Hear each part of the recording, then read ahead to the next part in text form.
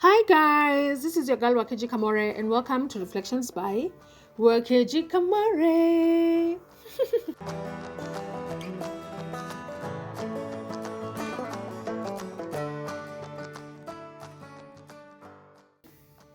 If the two guys are doing well, happy new week. We are still looking at the book of Psalms. We're in Psalms chapter 60 today. I'm going to be reading this chapter word for word from the ESV version, that is the English Standard Version. And then I'm going to give you a summary of what's happening in this chapter and what are the lessons that I have picked up from this chapter. If you haven't read this chapter for yourself, please pause this recording and read the chapter for yourself and give the Holy Spirit a chance to tell you that which the Lord wants to tell you today. So pause, read for yourself, engage with the chapter yourself, and then you can come back and listen to the recording. All right, if you're ready, I will continue to read this chapter. So Psalms chapter 60.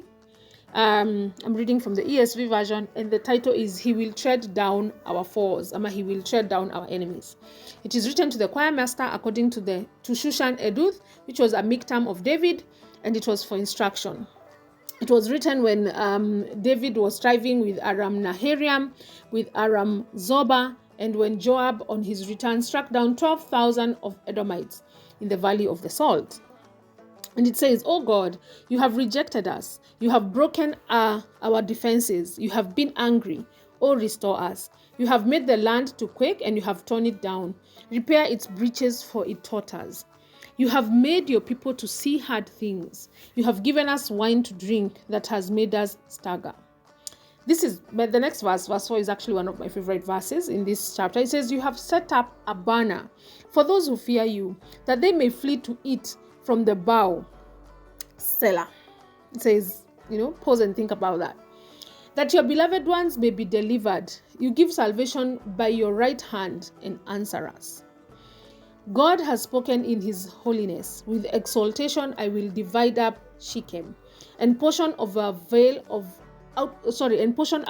the veil of Sukkoth. Gilead is mine, Manasseh is mine, Ephraim is my helmet, Judah is my scepter. Moab is my wash basin, and Edom I cast my shoes. Over Philistia I shout in triumph. Who will bring me to the fortified city? Who will lead me to Edom? Have you not rejected us, O God? Have you not gone forth, O God, with our armies?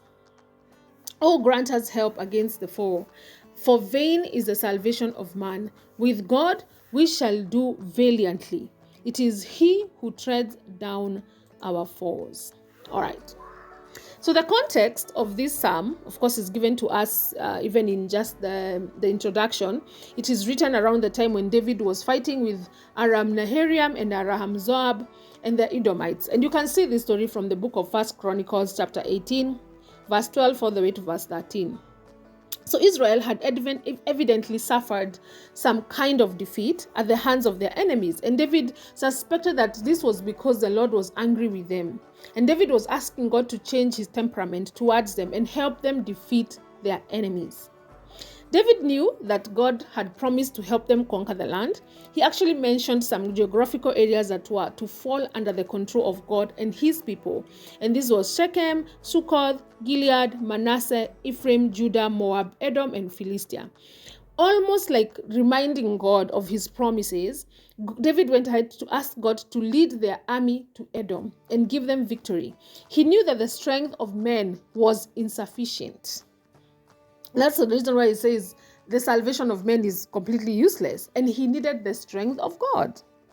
There's a lot of lessons that are packed in this chapter, but I will speak about the lesson that I have picked up, what I felt that the Lord was telling me after reading this chapter, especially in verse 4. You see, the thing is, in verse 4 in the ESV, it says, in this version that we are just reading, it says that the Lord has set up a banner for those that fear him.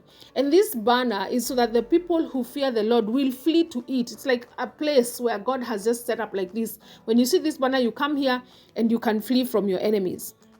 But I like the ERV version, which is the easy to read version. It says, "But you have provided a flag to show your faithful followers where to gather to escape the enemy's attack." Just listen to that the Lord has provided a flag. This is what it means by a banner. To show his followers, his faithful followers, where to gather to escape the enemy's attack.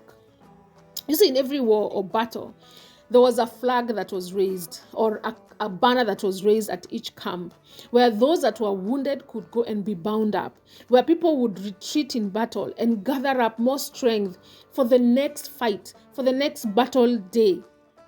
In the same way, the Lord expects us. He has set himself up, and he's expecting us to run to him when we are under attack. The Lord is not caught by surprise by the fact that we are attacked, we are under attack, and that when we are caught up by attacks, he is prepared to receive us. He has set up himself as a banner where we can go and escape attack. So he's prepared to receive us. He's prepared to bind us up. He's prepared to heal us and to heal our wounds, to feed us, to nourish us, to hide us, to cover us up until we are strong enough to face the world again. I don't know where you are at in your life, what attacks you're facing, but I'm here to tell you that there's a place that you can go to find safety. There's a place that you can go to for solace. There's a place that you can go to for healing, for strength, for unconditional love, and that's at the Father's embrace. That is at the Father's house. That is at God's presence. That is at the presence of God. He has set himself up as a banner so that every person who trusts him, every person who fears him, every person who follows him can see him and run to him for help, for solace, for healing, for nourishment, for feeding, for strength, for safety, and just for that Father's embrace, especially when you've gone through, like you're going through it out here. Sometimes when you go to the presence of God, you just feel like the Lord is actually embracing you. That is the lesson that I have picked up from this chapter, and I do not take it for granted that the Lord actually has set up a place. He set himself up so I can always go and receive healing. I hope that you recognize that, and that in the days when you feel like you're being attacked left, right, and center, you will stop and go to the presence of God, because there you will find solace, you will find strength, you'll be bound up, you'll be healed, you'll be embraced, and you'll be strengthened enough to face the next day. Thank you so much for listening, and see you tomorrow.